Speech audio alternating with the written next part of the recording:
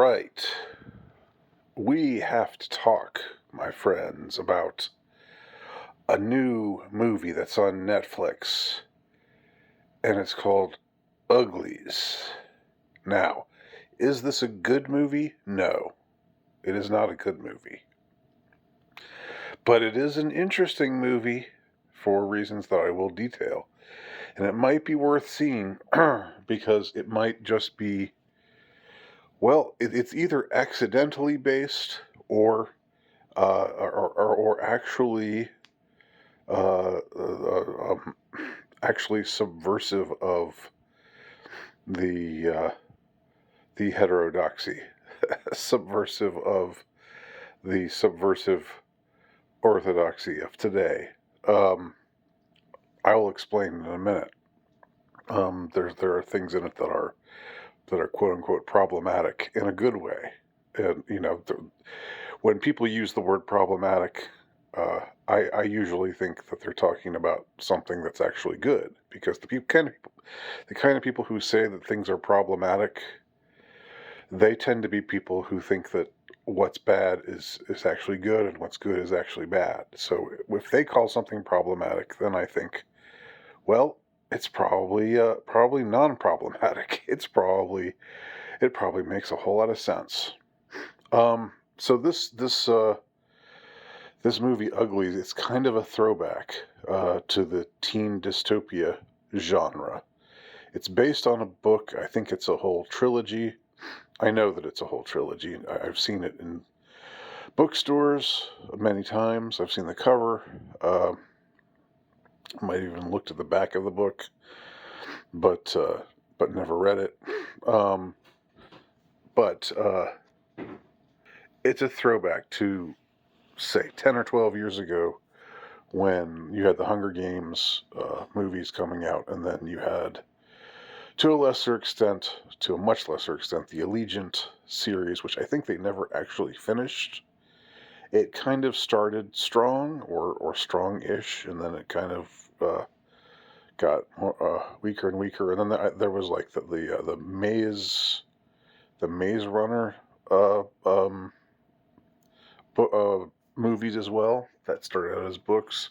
So these were all these YA dystopia books that they made into movies, and the heyday of all this was like between uh, 2012 and like 2015, 2016, something like that.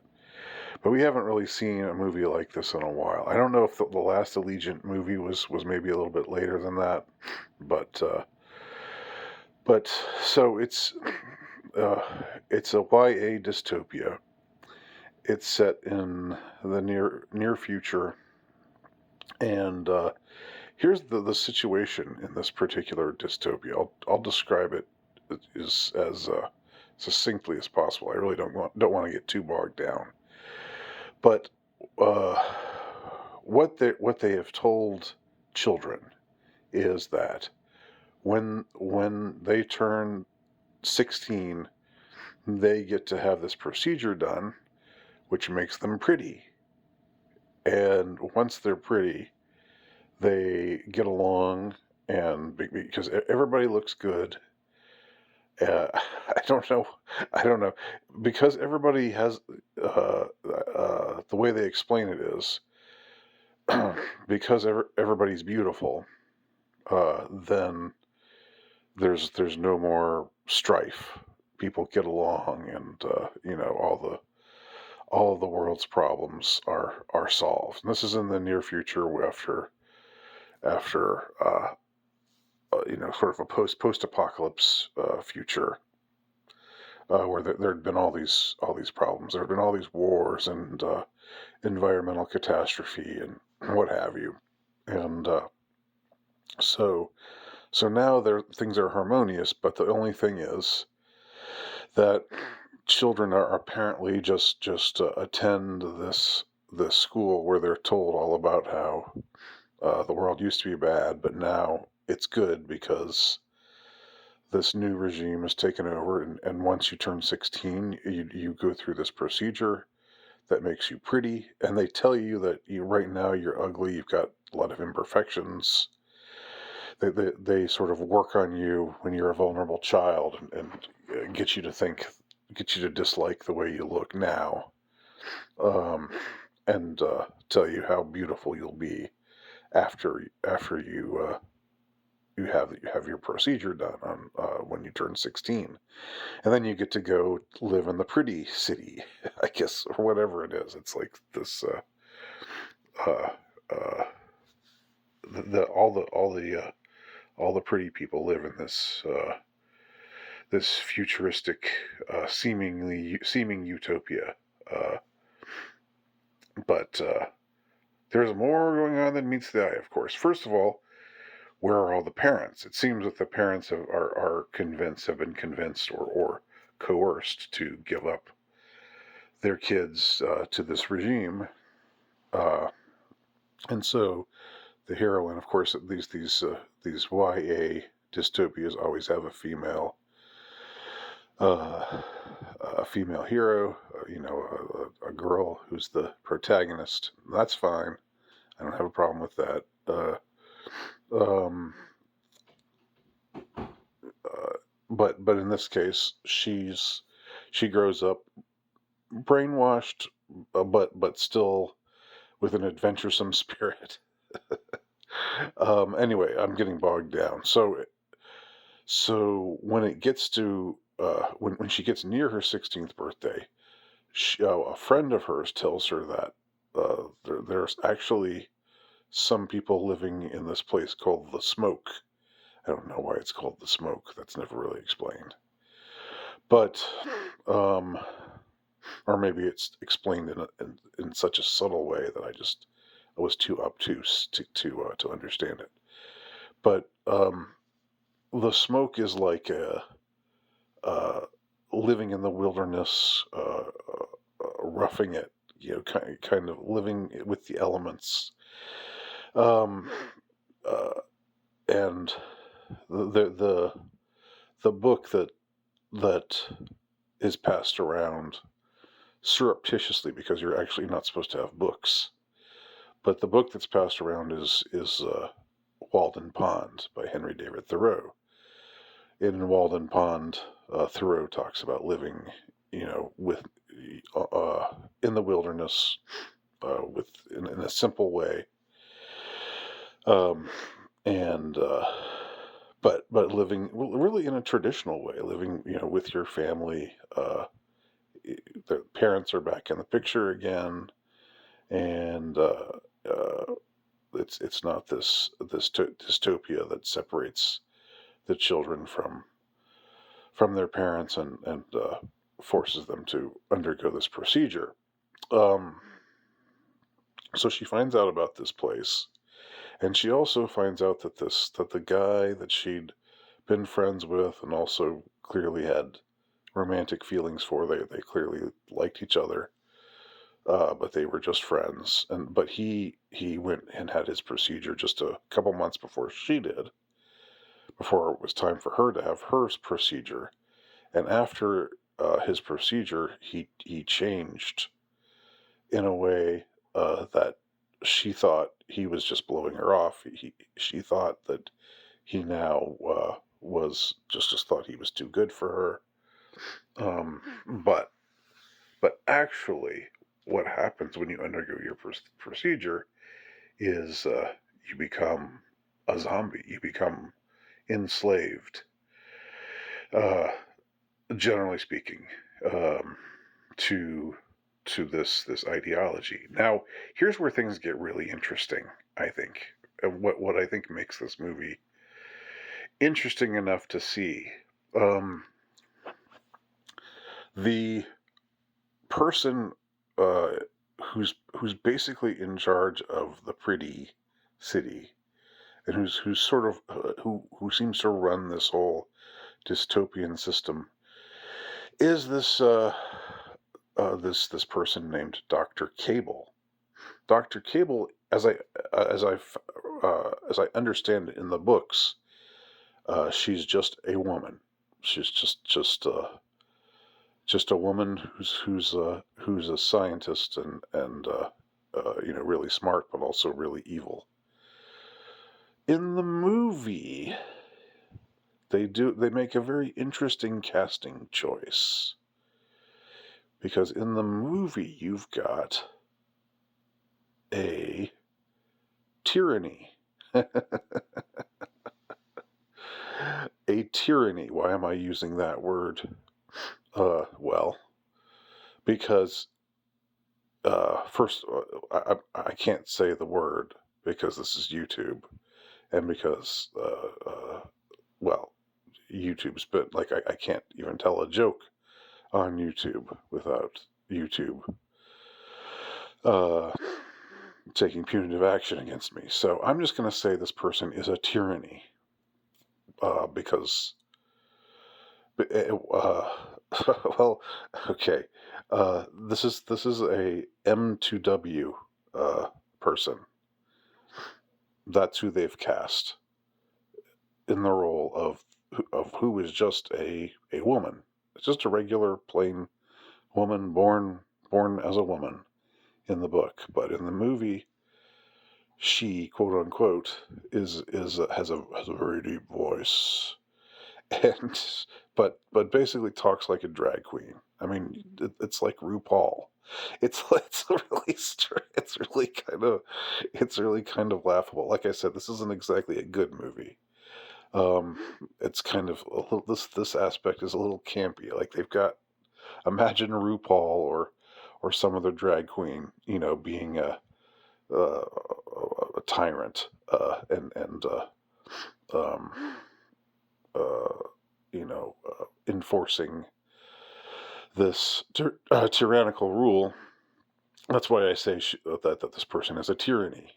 you know, take out the first Y in that word, and you know what word I really mean. But anyway, so he, she, it uh, makes these kids get this procedure done, brainwashes them to think that they need to change themselves physically. Isn't that interesting? You got an M2W villain, a person in the role of the villain, who uh, in reality is an M to W, a tyranny, a drag queen, and this tyranny is making children change, undergo this procedure that changes them irrevocably. Well, maybe not irrevocably. We don't know yet if there's a way of undoing it. They're looking for an antidote. The good guys are. But it doesn't just make you pretty. That's what they tell you, is that you become pretty, and that's all. But actually, it makes you also, uh, it also brainwashes you. So when our heroine goes and to meet up with this guy who got the procedure just before her, and he's sort of douchey to her. He sort of acts like, well, I don't really, why would I want to meet with you? You know, and she thinks that he's just being mean, or he just became a snob. But what really happened is his mind was uh, his brain was washed. Um, so yeah, there are so many parallels there. There are so many based or based adjacent parallels. Um, obviously, there's the whole child transgender agenda, that this movie seems to be making reference to, or it's harder to ignore that interpretation when you cast the person that you cast in the role of the villain. And again, it's done. This is either accidentally based, or very fruitfully, brilliantly, uh, you know, subversive of the subversive ideology, woke ideology, uh, because he can, the director of the movie can just say, well, I cast this person because I wanted to, this is a trans woman, and I wanted to show that a trans woman can play this role, as good as any other woman. Um, but the effect that it has is that it makes you recall, it makes you think of children being uh, brainwashed into getting procedures done, getting hormone replacement therapy, getting mutilated, even uh, um, all these awful things that are happening to many children these days, which is such a sobering thought, and it really catches me up short when I think about it.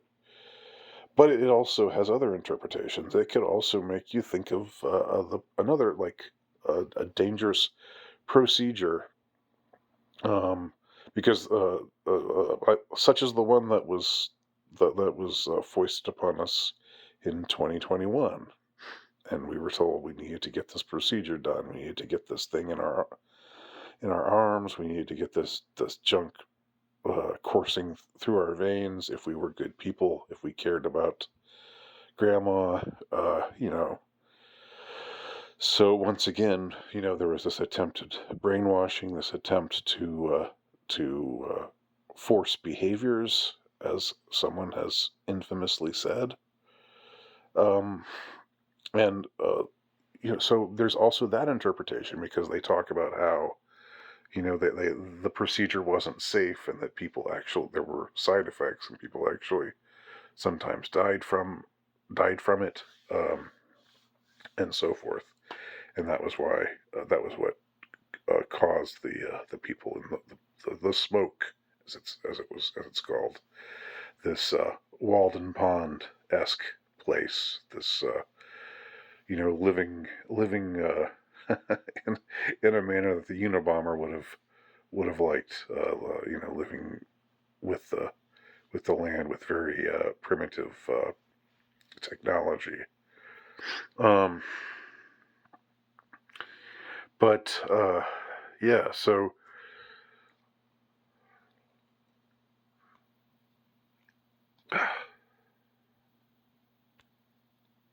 I'm sorry. Like, so that's pretty much it. I think I was trying to push the pause button, but it wasn't working. So I think that's pretty much it. Uh, uh, as far as story goes, as far as acting goes, I think the heroine, Joey King is her name. I think she does a great job with some really corny uh, dialogue. And I think the story is, I don't know, it's kind of silly, it's kind of over the top, it's kind of campy. Um, the special effects aren't the greatest. Uh, Obviously, this was a straight to Netflix sort of a production. So anyway, a lot of corny, campy kinds of moments, but in a way, this might be a hidden based gem. So if you have Netflix, I would encourage you to check it out. Check out The Uglies, or just Uglies, and see what you think.